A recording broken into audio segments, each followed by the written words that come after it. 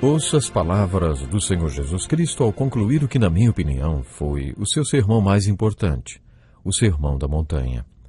Portanto, quem ouve estas minhas palavras e as pratica é como um homem prudente que construiu a sua casa sobre a rocha.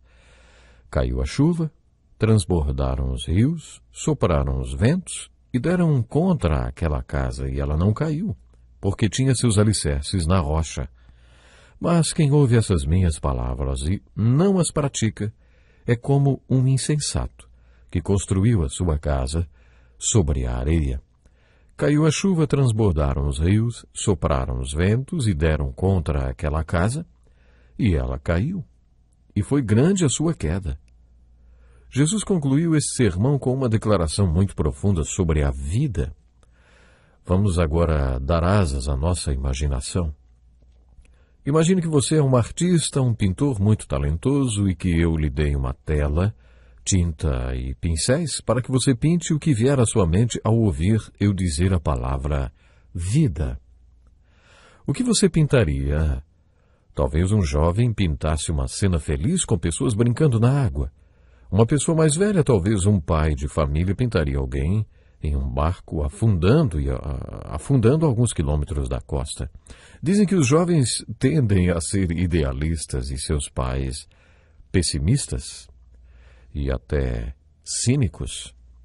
Pois bem, com esta metáfora da casa sobre a rocha, Jesus está encerrando o Sermão da Montanha, pintando um quadro da vida segundo a visão dele. Ele não é idealista e nem pessimista. Ele é apenas realista. Isto é a vida. Duas casas, uma ao lado da outra, e a tempestade caindo sobre as duas. Até que a tempestade chega, as duas casas parecem absolutamente iguais. Mas depois da tempestade, aí descobrimos que elas não eram iguais.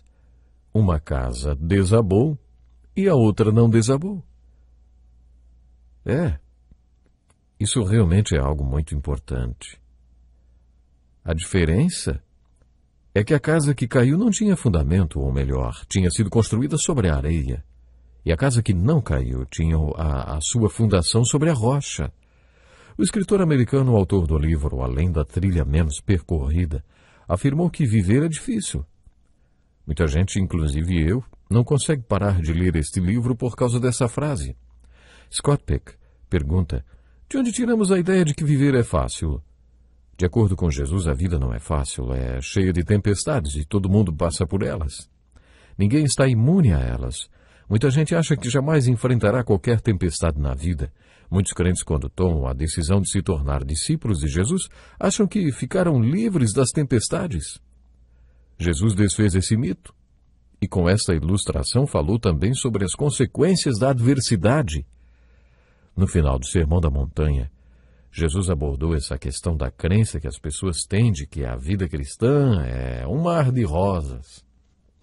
Alguns descobrem que a vida começa por um caminho estreito, acompanhado por uma dificuldade que leva a um caminho de disciplina dentro do discipulado. Esse não é o início, é o fim. Para onde esse caminho leva? Quais são as consequências desse estilo de vida? Com essa ilustração das duas casas, Jesus também aborda a questão da consequência. Se você ouve o meu ensino, mas não o coloca em prática, a consequência é que sua casa vai cair quando a tempestade chegar. Mas, se você ouvir o meu ensino e o colocar em prática, ele será um fundamento na sua vida.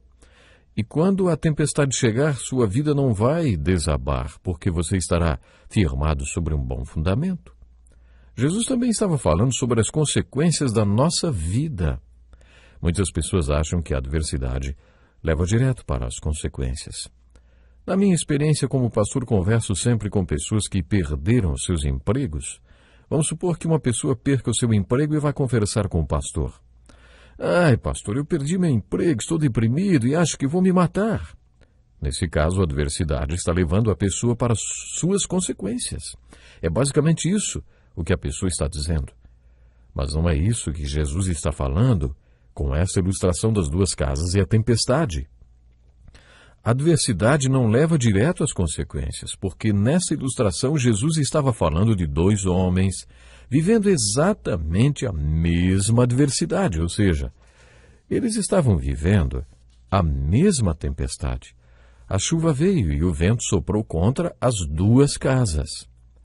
Aconteceu exatamente a mesma coisa para as duas casas, mas as consequências para cada uma das casas foram opostas. Com isso, Jesus deixou claro que a adversidade não leva diretamente às consequências. As consequências da adversidade vêm depois que você processou essa adversidade através do seu sistema de fé. Você já percebeu quantas vezes Jesus confrontou a fé dos seus discípulos? Essa passagem das duas casas sobre a rocha é seguida por outra passagem no capítulo 8 de Mateus que fala de outra tempestade. Quando Jesus viu a multidão ao seu redor, deu ordens para que atravessassem para o outro lado do mar.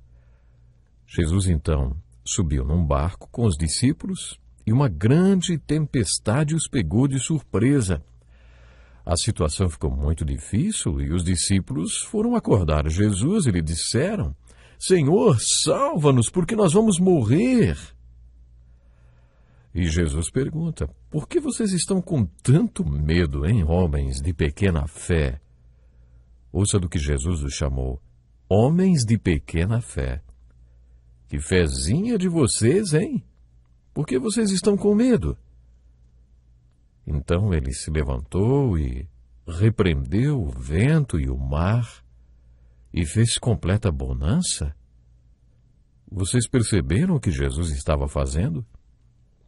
A história que eu acabo de falar aí, essa história, ela sempre me fascinou. Ela começou com uma grande tempestade e terminou com uma grande calmaria. E entre a tempestade e calmaria, Jesus fez a pergunta: e a fé de vocês? Como vocês usam a fé de vocês no meio dessa tempestade? Jesus estava questionando o sistema de fé dos seus discípulos. Jesus podia ter passado um belo sermão neles. Quando estávamos lá no outro lado do mar, por acaso eu falei qualquer coisa sobre afundar no meio das águas?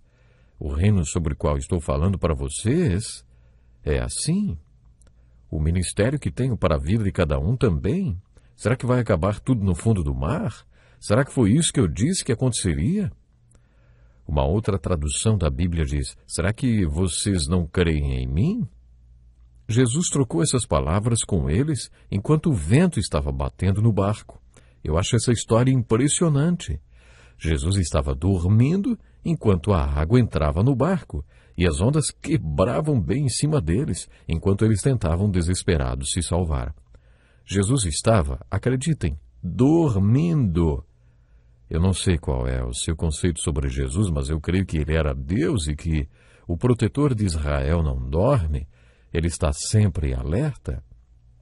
Eu não creio que Jesus estivesse dormindo, ele sabia muito bem o que estava acontecendo.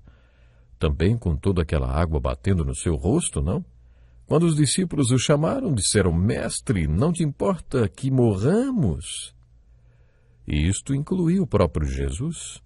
Observe como falaram para ele: não te importa que morramos? Todos poderiam ter morrido, conforme uma música que diz, Jesus poderia ter dito a eles: as ondas atendem ao meu mandar, sossegai, sossegai. Eles estavam passando pela tempestade, por uma adversidade, e estavam preocupados com as consequências dela. Mas Jesus estava mostrando que eles deveriam passar por aquela adversidade pelo sistema de fé que tinham. Onde estava a fé deles? E a sua fé? Qual é a relação da sua fé com as tempestades da vida? Uma alegoria é uma história cujos personagens, lugares e objetos possuem um significado profundo com um ensino espiritual ou moral. Jesus os chamou para o outro lado do mar. Ele estava falando sobre passar para o outro tipo de vida, a vida eterna. Enquanto estamos nessa jornada com Jesus, indo para o outro lado, a questão é saber quantas tempestades enfrentaremos até que cheguemos ao outro lado. Existem tantos hinos que falam sobre as tempestades. Pregadores como os irmãos Wesley costumavam viajar muito de navio. Vocês devem conhecer a história de Charles Wesley, que teve sua fé desafiada quando enfrentou uma grande tempestade durante uma viagem de navio junto com alguns cristãos morávios. Sabe, ele prometeu que se sobrevivesse àquela viagem, conheceria Deus do jeito que aqueles homens conheciam. Em 1740, ele compôs a letra desse hino. Jesus, meu amado, toma-me nos teus braços. Leva-me acima dessas águas, para longe da tempestade. Esconde-me em lugar seguro, Senhor, até que a tempestade da vida cesse. E depois, recebe-me no seguro céu. Para ele, a vida era como uma tempestade. Quando Jesus está nos levando para o outro lado, encontramos tempestades. Isto é viver, passar por tempestades aqui e ali. No Evangelho de Mateus, essa história é seguida por outra história que envolve uma tempestade. Lucas registrou a primeira história e João a segunda. Na segunda história, Jesus fez os discípulos entrarem no barco e seguirem para o outro lado dele, para o outro lado antes dele. Depois de ter despedido a multidão de 5.000 pessoas, as quais ele tinha alimentado, Jesus subiu na montanha, bem sozinho. Sabe para quê? Para orar. O barco com os discípulos já ia bem longe, sendo açoitado por ventos contrários. Quando os discípulos o viram caminhando pelas águas, acharam que fosse um fantasma e se apavoraram. Mas Jesus gritou de lá: coragem, não tenham medo, sou eu. Aí Pedro disse: Senhor, se és tu mesmo, manda-me ir ao teu encontro por sobre as águas. Venha, disse Jesus. Eu acho isso aqui demais. Sublinhe na sua Bíblia. Pedro saiu do barco e andou sobre as águas. Foi ao encontro de Jesus, mas quando viu os ventos, ficou com medo e começou a afundar. Aí gritou: Senhor, salva-me! E Jesus imediatamente estendeu a mão e o segurou. E disse: homem de pequena fé, por que você duvidou? Quando voltaram para o barco, o vento cessou. Sabe, a lição aqui é muito profunda. Pedro estava enfrentando uma tempestade junto com os outros discípulos e Pedro, inclusive, caminhou sobre a água. E olha, ele poderia ter caminhado tranquilamente até Jesus. Mas ele vacilou, por quê? Porque faltou a fé. Essa é uma lição importante. Que jamais venha faltar a nossa fé, mesmo no meio da tempestade. Ficamos por aqui. Deus lhe abençoe.